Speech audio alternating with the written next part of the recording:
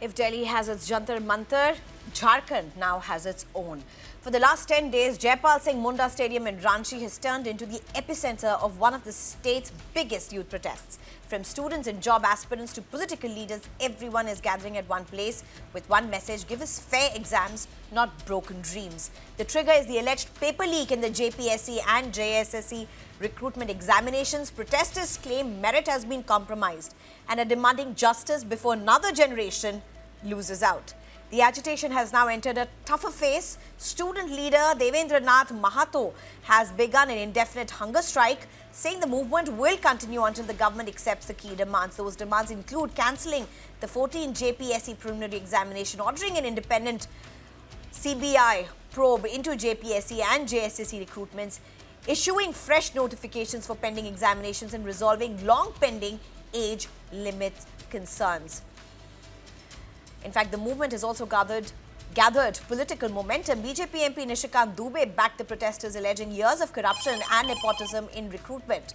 The Cockroach Janta Party has also extended support, while the Congress says it will take the students' concerns to the Chief Minister. At the same time, students insist the movement belongs to them, not to any political party. I'm being joined by Neelam Mishra, JMM spokesperson, Vijay Reddy, media coordinator for CJP, Arun Anand should be joining us shortly. Thank you very much. Neelam Mishra joins us. Neelam, Mishra ji, all right, we have Arun Anand with us. Good evening. Thank you so much, sir. Thank you so much for joining us. Arun Anand, what do you really make out of what's happening right now in Jharkhand? Can we call this Jharkhand's Jantar Mantar protest?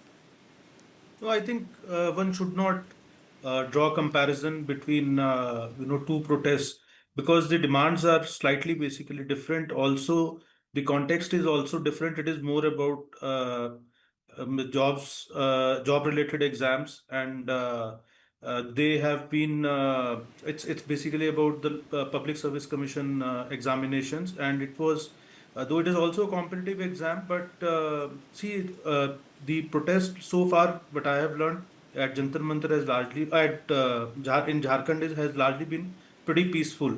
And also, I was looking at some of the videos in social media where they said that it doesn't seem to be they doesn't seem to be following the leftist ideology, and also no political leader has so far made any appearance on the stage. As far as my knowledge is concerned, somebody can correct me if I am wrong. So the movement largely remains apolitical as compared to what happened at Jantar Mantar, which had started as an apolitical movement, but which purely turned into a political movement. And a lot of opposition leaders were seen on the stage with the CJP leaders. I'm not passing a value judgment on whether it is right or wrong, but I'm just drawing a comparison. It's an apolitical movement But so far. rightly so, you've brought out differences at this point, Arun Anand, but there's also this whole aspect of how there seems to be a common angst about fair systems, about systems that don't compromise on competency, that gives level playing field to students who have aspirations to get the jobs that they're working hard for. Again, Jantar Mantar had that at the heart of it. You may have a whole lot of politics and other angles to it as well. But a lot of young people who are not active political activists for a party came down to those protests for that as well. That's happening in Jharkhand. Is India looking at something that's not been looked at over the last several years? Is there an angst and a worry that now seems to be finding a voice? No, it's not for the first time it is happening. No, I have been a journalist myself for the last 31 years, and there have been several protests like that. See what has happened over the last, ever since the television came, and what you call the Lutyens' daily journalism got established. If you'll see, most of the coverages of our television channels, because of whatever compulsions there are, again, I'm not criticizing this, but they have not taken notice of the grassroots level protests which keep on happening around the country. And these are not basically the protests which are happening for the first time. They have been in different states, whether states ruled by the BJP or whether states ruled by the opposition parties. So there have been regular protests. We have seen what happened in Punjab also. Sure. So these protests are not new. The only thing is that it is flavor of the season now because of what happened at Jantar Mantar, because of an exotic kind of a movement with Cockroach Janta Party. So it's flavor of the season. So that's why everything is getting huge coverage. But it is nothing new, or it is not that suddenly the youth have But look at found the the voice in numbers. their Look at the industry. numbers on the screen, sir. Look at the numbers. These are huge numbers. If you're calling it a grassroots protest, that's regular and happens every time. I mean, I have covered South very closely, and I know what protests are. And South has very active protesters for every cause, and they take to the streets. From Kerala to Karnataka to Tamil Nadu. But look at these numbers, sir. Look at these numbers, and this is a big number, and I'm trying to understand how is this happening at this scale right now um, for what seems to be yet another paper leak or irregularity in the system that's emerging. See, one thing is that there is an increasing awareness about this, and because of what happened to some extent at Jantar Mantar, and then the because of the presence of the social media and the youth being extremely well connected with the social media, so there is a larger awareness about the issues. Second, there is also a larger zeal to participate in these kind of protests because the Gen Z, what you call, or the younger generation, so they do feel that they need to get out on the streets, especially those who belong to the marginalized sections of the society, because the opportunities are comparatively few, and if they are not able to harness those opportunities, so it's a question of it's an existential crisis for them if the system is not fixed. And because of the increasing awareness, it is now easier through WhatsApp, through social media. It is easier to connect, it is easier to give calls, it is easier to mobilize people. So that these are combined reasons because of which we are seeing these numbers on the ground. Um, is there going to be a change in how governments look at these protests now? Because whether, irrespective of which government is in power, Ma'am, I can't hear you. Mr. Arun Anand, do you think because of what you said and the nature of these protests now, there's going to be a change in how governments address and look at these protests? Because we've seen the impact of the protests in Jantar Mantar. We've seen what's happened at the center. We're seeing the kind of numbers swelling in Jharkhand. These issues are also coming up in Punjab, for that matter. There was something very similar in Karnataka where there seemed to be a worry about the OMR sheets and the question paper that did not match today. And there seems to be have a huge lot of chaos.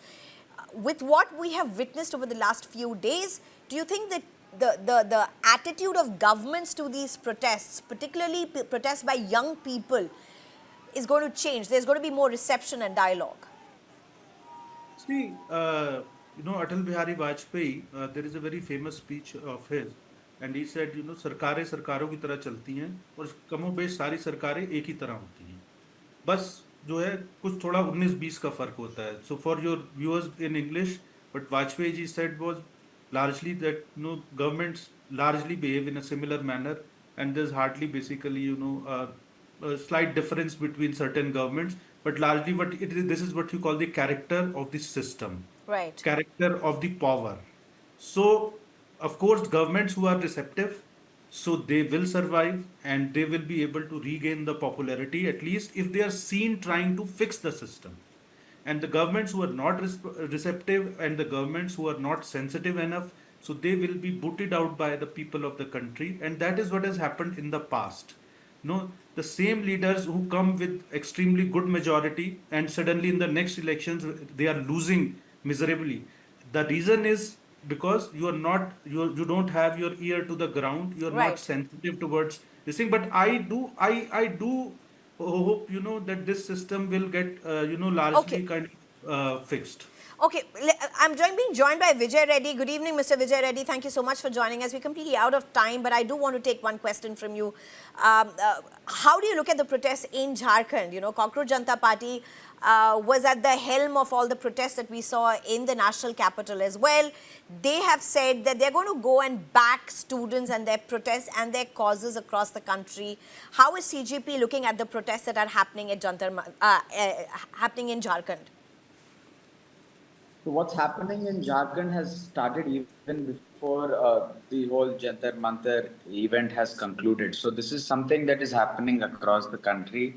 The people and the students have finally, have left their fear and have gone to this and have started coming down to the streets. It's irrespective of the government that's in power, either BJP, JMM, Congress, or whatever party that is.